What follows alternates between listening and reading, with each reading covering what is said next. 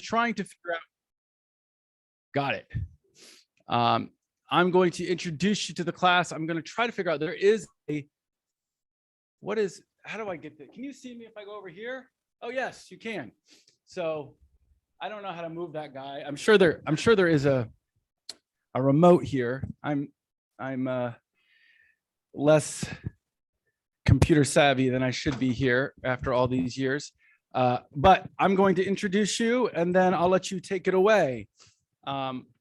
So let me introduce you, Professor Hasan, to our class. This class, as I've mentioned, is Religious Diversity in the United States. No, in America. That's right, I changed it from the United States. And it's cross-listed with history. And we talked about Islam in America a little bit on Tuesday to prep us a little bit for your presentation, understanding that your presentation will be focused on your path-breaking new book. But let me just quickly introduce you to the class, and then I'll let you get started. So we are so fortunate, folks, today to welcome Professor Hasan, who is an associate professor of practice of Arabic language and culture. She holds a PhD from this fine institution, which she earned, I think, in 2013. And she also is a Fulbright grantee. Fulbright, I guess that means also probably a scholar, which is obviously a very important international award that allows scholars from abroad and the United States to study in various countries. Let's see, Dr. Hasan first obtained her BA in philosophy from Damascus University. And she is a native Arabic speaker. She teaches Arabic language and culture, and is that program's undergraduate advisor and coordinator. And your research focuses on the Quran. You teach one of the most sought after courses at UNL. It always fills up. I'm always, yes, jealous how quickly it fills up. Women in the Quran, which is what number is that? That's what? Oops! I hope I didn't just X you out. There we go. What is that? Is that a cross-listed in religious studies too? I think it is. Yes, yeah. We're lucky. It's cross-listed with religious studies. Arab 306. Arab 306, or RELG 306. Folks. Yes. It'll blow. Everyone who takes it reports back. I wish I could take it one day, and hopefully I can. That it blows their minds. So we are so fortunate to have you talk in some ways about your exegesis, right? What is it? What does that word mean, folks? You remember that word? It has Jesus in it, but it doesn't have Jesus in it, right? It sounds like it has Jesus in it, right? It's this word. Right? And Dr. Hasan, and then I'll turn it over to you and go sit in the back and bask, as will the whole class, in your brilliance here. But what does exegesis mean for you? The question is for me? Yes. Yes. So basically, I take this simple way of understanding it as the textual analyzing or analysis of the religious text for meanings and interpretation. So it can be done with the Bible, it can be done with the Quran, and it can be done with any religious text. Terrific. Could we say it's a kind of close reading? A close study? Close study, close reading of the text, yes. Terrific. See, we do exegetical work in class, right? Terrific. Last thing I'll say, then I really will shut up. Edward Said talked. There's an Arabic term for exegesis. It's jihad. That's what do you know that term? He talks about it in his humanism book. Anyway, I'll look it up and I'll try to remember it, because I'll bring it back up. But it has that scary word. I'm a big fan of Edward Said, but I'm afraid I can't quote him on this. No, So I'm gonna I'll leave look. it to you. Yeah. Yeah, I'll look it up. But it's just I enjoy. It's a similar. He talked about going back to old wine barrels and finding new wine. Similar kind of work that returning to things that seem like we know and finding really new things. And I think that what we all are trying to do in our class with the work that we're doing, and certainly what Professor Hasan is doing with her scholarship on the Quran. So without further ado, I will turn it over to you, Professor Hasan. Thank you so much, Dr. Max, for inviting me to your awesome class. I know one of my amazing kids in my Woman in the Quran is with you. I've just learned about that as well. And today I'm going to be sharing with you a question that is probably shared across all religions, including monotheistic religions or Abrahamic religions, including but not limited to Judaism, Christianity, and Islam. A question that we sometimes even ask on personal level, since the experience of pain and suffering is a shared experience. It's a shared human experience. But I'm going to be a little bit more specific in my approach today with the limited time I have, because it's a huge topic. I'm going to address only pain and suffering as caused by other people. So to oversimplify the discussion, I'm going to shape it this way. Why does God allow, or why doesn't God stop evil people or bad people? And I know it might sound as a simple question, but if only we think of like the bad people, the evil people in our personal lives, or even worse, the ill choices of some people, including like leaders or faith leaders, political leaders, group leaders, community leaders, who changed the history in so many different ways. So the question probably is a question that we need to ask and try to answer. And I'm not claiming I have the answer for it now, but what I can do, I can take you into like a journey with some observations, I would say, in the Quran about the topic. So back to the question is part of, and I'm going to be, as I mentioned, specific to evil caused by other people. But the question on evil itself is a huge theological question, the problem of theodicy itself and trying to defend God. In dialogues concerning natural religion, David Hume famously asked the question. He was one of the first to coin the question in such a beautiful way. He asked the question about evil by saying, is he willing to prevent evil, but not able? Then is he impotent?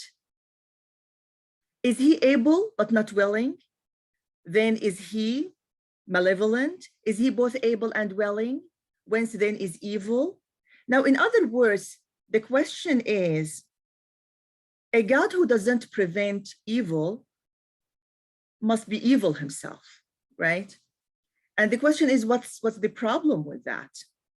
Now, at least the way we portray God, at least in the Abrahamic tradition, is an idea of, or a thought of, a good God, a merciful God, at least a just God. And the problem of evil has been used to attack not only the existence of a good God, but it extends to the existence of God at all. The problem of evil, generally speaking, is divided into what is called human evil or moral evil, which I'm dealing with today, with some observations from the Quran. I can't cover the whole problem. I'm going to just be asking some questions, and then I'm going to pose for a Q&A from you for your own questions. I'm sure your questions will be way more interesting than my questions. So the problem of evil is usually divided into moral evil, and to oversimplify it, it's evil caused by people. They're exercising their right to free will. People take decisions, including evil decisions or bad decisions. But also there is what is called natural evil, or what I refer to in the book as divine evil loosely, because I end with denying the existence of divine evil and I replace it by divine testing. So when we speak about natural evil, you should think of evil caused by tsunamis, all the pain and suffering caused by tsunamis, earthquakes, even COVID-19, if you want, like things that can't be justified or explained by going back to our bad decisions. And one of the reasons I refuse the term natural evil, because if you think of it, natural disasters sometimes happen because of our ill choices. So it can also go perfectly, it can fit the category of moral evil. Some observations. Why do people have bad decisions, bad choices? Why do evil people exist without God even trying to stop them? First of all, this question needs to go back, or requires us to go back to the beginning, to the story of creation itself. And I'm providing a Qur'anic perspective here. We should always remember the mission, the goal, the intention of sending Adam earth. According to the Quran, and there are other views on this, but according to the Quran, including to the view I adopt, Adam was created in heaven to be sent down earth as a divine deputy, as a divine vicegerent. Adam was sent as a successor, which means, by definition, if you're sent to a place as a successor, this means you have a full authority to take decisions. And a successor to who? A successor to God himself. In chapter 2 in the Quran, we read God announcing in paradise the reason for sending Adam down earth by saying, I'm placing a successor on earth. This is chapter 2. So let's put it in this way. There is a divine contract here. There is a divine contract between God and between Adam and his offspring. Now, respecting the contract means God has to respect the authority, and I take it as a divine authority, to act as successor on earth. It's a huge responsibility, I admit, because you should think of your acts, you should think of yourself as a God, a walking God on earth. I refer to this in my research as God's own gods on earth. We're God's gods on earth, which means a huge responsibility. You should think carefully of everything you say and everything you do, because you're representing a divine authority. Now, respecting the divine authority will mean nothing but respecting any decision this divine successor will take, whether bad or good. If God is to intervene and stop every evil thing from taking place, this means nothing but deactivating this contract. But how can we assert by reading the Quran that we're divine, or we all of us, by the way, but like all of us, all the human beings, not like choosing human beings or prophets, all of us are divine. In the creation scene in paradise, if we just try to go back to the text and think the details, like when God announced the intention from creating this new being, and the audience, included in the audience, we had the angels attending them. Many details are shared with the biblical story, by the way. And we had the devil himself, or Iblis, as referred to in the Quran, attending. So God announced the intention to send Adam on earth and making him divine. He said, when I shape him, I'll breathe from my own soul into him. And if we think of it, and I'd ask the audience, once you see that, you prostrate to Adam. And prostrating to Adam, scholars were divided on the concept of prostrating to Adam. Prostrating to Adam didn't mean worshiping Adam instead of God, but it meant the approval of the divine choice of choosing Adam, not the angels, not Iblis, not the devil, but Adam to be a divine successor. So to explain, we're divine because we hold God's spirit into us, all of us. Another observation that includes not only the reconsideration of our mission on earth as a contract, it's not any contract. First of all, it's a divine contract. Second, as asserted in the Quran so many times, it's a timed contract, which means the contract ends only on a specific day, which is the day of resurrection or the day of judgment. This means that any intervention made by God to stop a human evil or to correct a human conduct before the day of judgment will mean nothing but the violation, a divine violation of a contract that was initiated, put in place by God himself. So with this, I always argue that to understand the full story from a Quranic perspective, you need to include all the elements in the Quran. Because of the decline of religious commitment, many people today speak about spirituality without being religious, or they go pick and choose even with reading the religious text. So sometimes you hear people saying, I believe in God, but I don't believe in the day of judgment. I believe in God, I don't believe in a God who will, you know, who punishes, or I don't believe in the concept of hell and heaven. I just believe in God. Now, this is an approach that I always hear about, but let's a little bit be careful with how to understand the full story.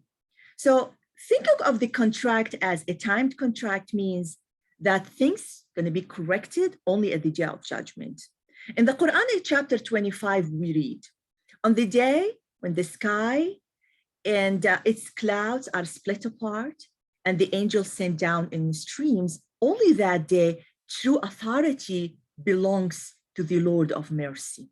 This means that the authority is not God's authority before the day of judgment. It only returns to God by the day of judgment. So let's keep in mind that setting the things correct, stopping evil, addressing what happened will happen only after the contract ends.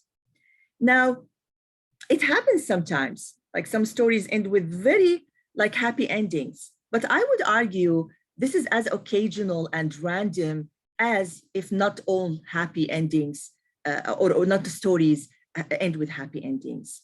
Because if God only occasionally steps in to end bad people from acting in a certain way, and sometimes he chooses not to do that, then we have another problem to deal with. What is the criterion then? Would God be just to address some evil, but not all evil? Would he be just in doing that in the first place? And what is the criterion, right? When, if God leaves one person wronged, and empirically speaking, yes, a lot of people can be wronged without having anyone to correct them, without God stopping them. We have so many stories with sad endings. So what would be the criterion there? Another observation that might help us understand this question is the full acknowledgement, I would say, of the problem of evil in the Quran. So this is not a news to the Quran. When we speak about evil, unaddressed evil, the Quran does speak about cases of evil, clear cases of evil that won't be addressed, that didn't have a chance to be addressed. The Quran goes vividly describing some of these cases, which means the concept of evil, or shar, as it is the Quranic term for it, is not overlooked in the Quran. It's addressed, it's acknowledged, but with this assertion that it's not going to be dealt with now. There are so many examples, but one example can be found in chapter 85. In chapter 85, the Quran describes the punishment assigned for a group who tortured believers. The chapter addresses the same concern that many of us might have. Why doesn't God immediately step in and react to what's going on? Is he not aware of it? The Quran, by documenting these incidents, says no. God is well aware of it, but the plan, the full respect of humans' agency, full divine agency, will say, no, I'm not stepping in, not now, not here and not now. Some cases in the Quran describe killing prophets without any intervention, divine intervention to stop that. But the main idea of all this vivid description in detail of what's going on indicate probably and takes our mind from addressing and correcting the act into documenting the act to come back to it at the day of judgment. In chapter 85, we read about this group of believers. Exegetes refer to them, and some of them speculated that there might be a group of Christians tortured, the first Christians tortured for converting to Christianity. We don't see the Quran stepping in to say we stopped what was going on, we stopped the torture. We see the Quran only saying we witnessed what happened, we documented what happened. In 85, we read, perish the makers of the trench, of the fuel-stocked fire. They sat down and witnessed what they were doing to the believers. Their only grievance against them was their faith in God, the mighty, the praiseworthy, to whom all control over the heavens and earth belongs. God is witness over all things. For those who persecute believing men and women and do not repent afterwards, there will be the torment of hell and burning. Would it be better, I'm going to be sharing some questions, like brainstorming, and with the Q&A, maybe we address more questions. Would a God who intervenes to stop evil decisions from being taken in the first place, or evil people from doing anything or taking any choice, would that type of God, if we can use this term, be better than a God who respects a human's full authority? I would say the first God will be way worse than the second God.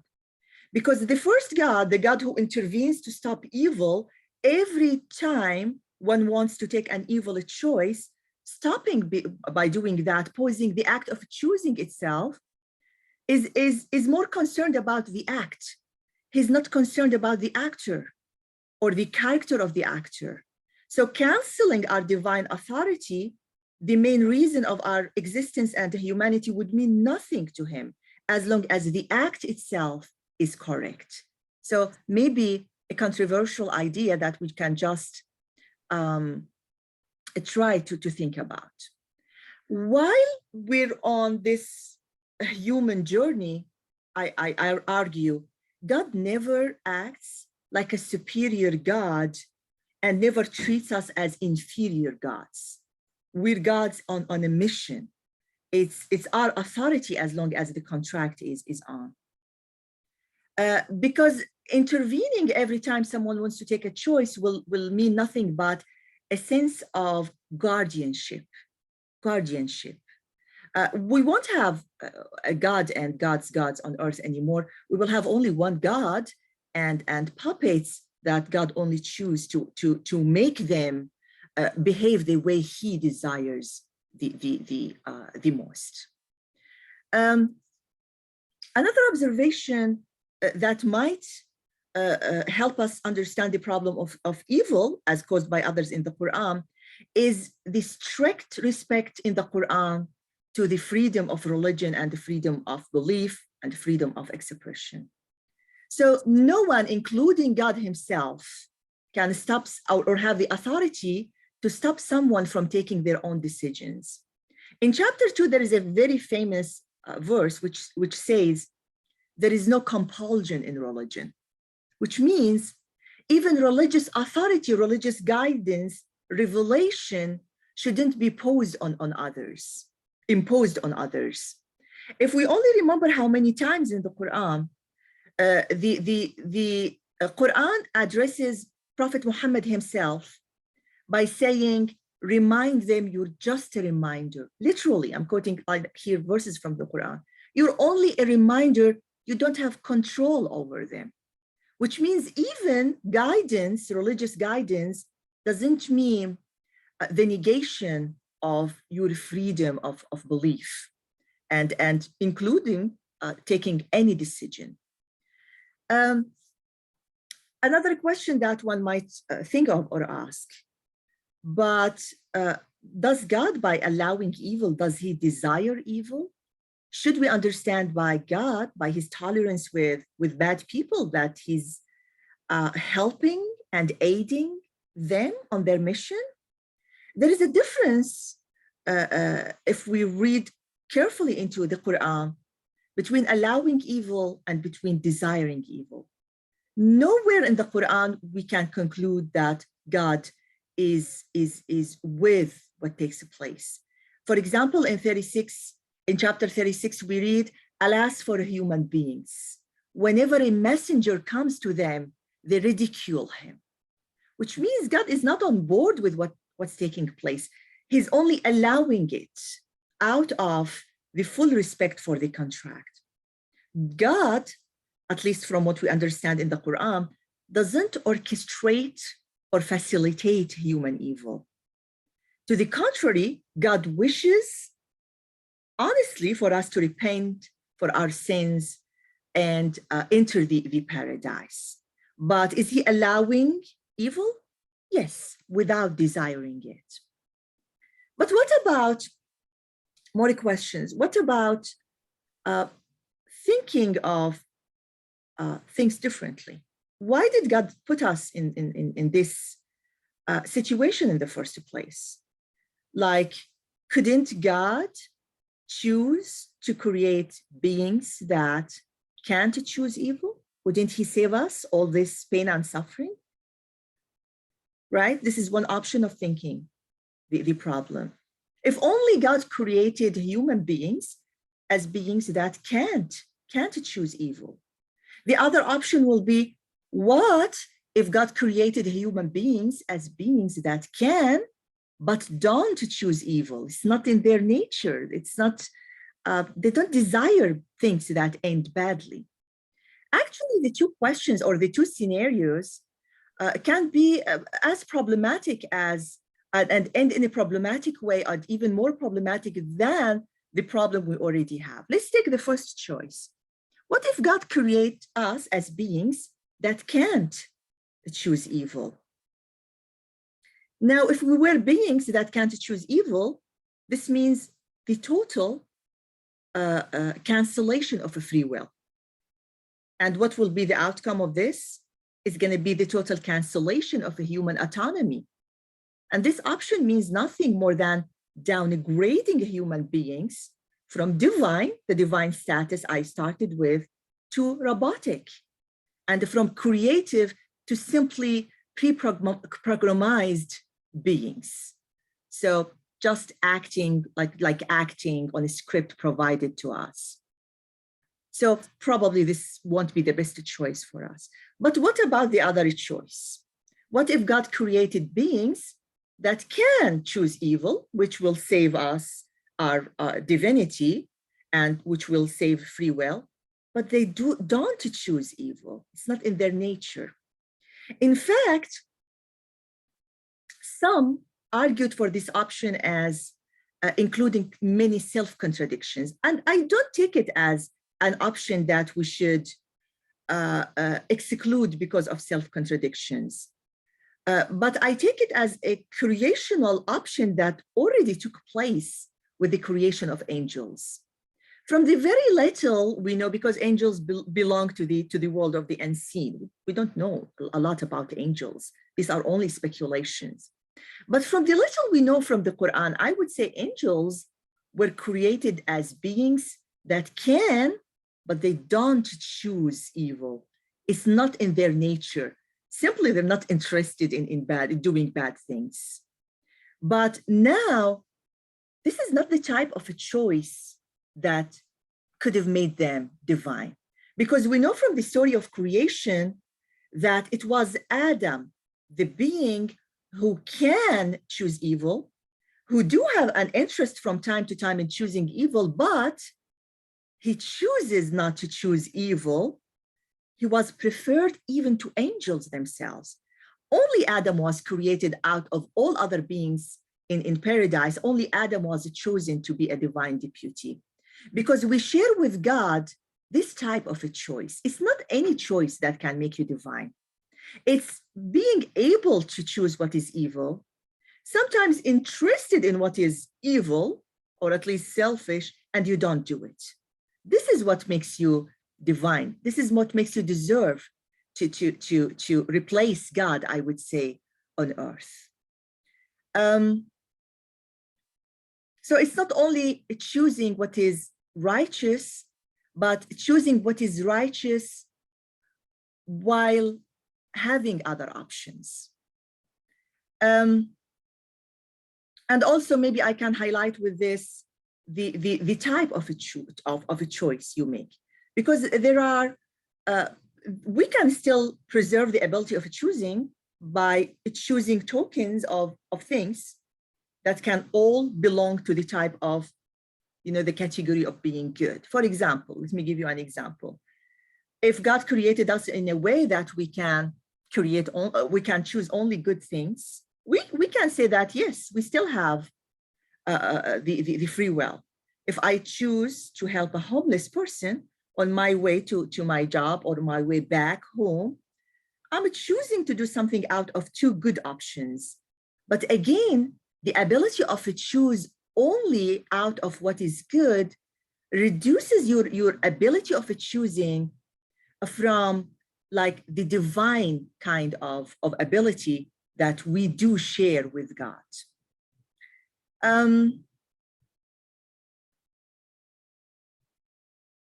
Another question that I'm thinking about, and maybe I'll end with these questions. I'm expecting more interesting questions from you. So if all these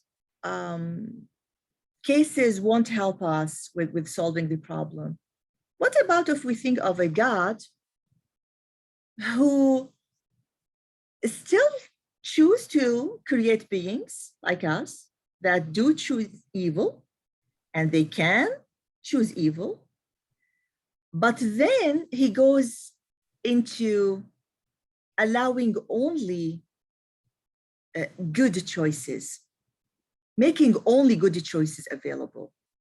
Would that help? Again, that will be nothing but eliminating the act of choosing itself.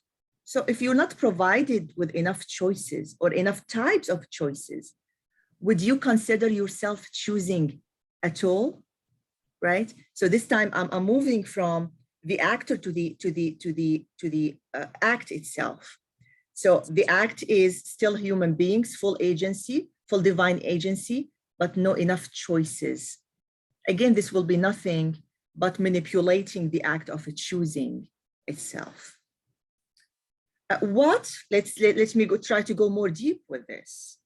What if God then chooses to choose beings like us who can choose evil, who do choose evil? He allows evil choices as they are, in addition to good choices, but he steps in, because God can work miracles, right? But he steps in the last minute to stop the consequences of that choice. Wouldn't that help? Let me give you an example. So if every time someone wants to throw a rose on someone, it ends up with, you're throwing a rose on me. Very beautiful. If every time wants to shoot someone, in a miraculous way, the bullet turns into a rose at the last minute. So we preserved the human agency. You're still in full control. You're still exercising your free will. No one got harmed by shooting them. What would be the problem with that?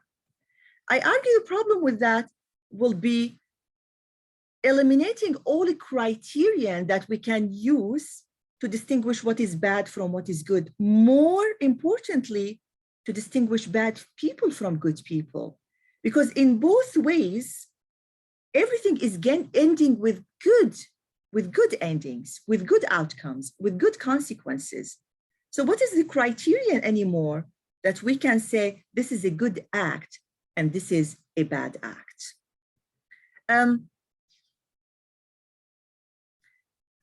Probably I shared a lot. I need to stop here. But maybe I'll stop with the last question that comes to mind now. But didn't God know about all of this in the first place? Isn't he the one to be blamed for all the evil taking place in the world? He created us. He provided us with the ability that we can do evil things.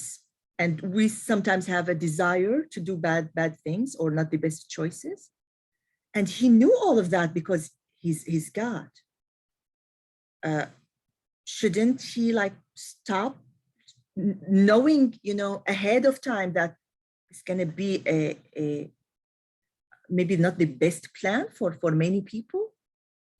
Now here I can respond to this by saying we should draw a distinction between knowing something and bringing about something, or allowing it to happen, or even helping it to happen. I know it's hard for us because what we do here is always we think of our abilities as human beings, our cognitive abilities, I mean here. Because as human beings, we're not provided for knowledge like God. We don't know what happens in the future. So under this illusion, we only think that if only I knew what will happen in the future, I will stop it from taking place. Because I can simply manipulate the causal chains, right? And I can stop everything from happening. So why didn't God do that? To disconnect this illusion from knowing about something and bringing it about, let's only think of our other cognitive ability that we're provided. We don't have a faculty to allow us to know about the future. We don't have foreknowledge, but yet we have a faculty that allows us to know about the past. Memory, right? We preserve things from the past by appealing. We store them in our memory. But my question is, are we able to change what happened in the past because we knew about the past? I would say the same applies to God with the future. God knows about the future. Doesn't mean he's the one who orchestrates, I would say, and leads things a certain way to go to the future. Because he's divine, he can have a window better than our window to know about the future. He can predict the future. He can know the full story before even it starts. Doesn't mean he's responsible for it. Maybe he only allows the natural flow of events from the past to the present to the future, but he shouldn't be seen and viewed as the one who's just making the event happen only because of knowing about the future. We know about the past, doesn't mean we can't change the past. The same probably for God when it comes to future. And with this end, with this thought, I'm ending a couple of thoughts just to share with you. I'm gonna pause recording so you feel more comfortable with your questions. And we're done with the boring part. We're gonna start the more interesting part with questions from you.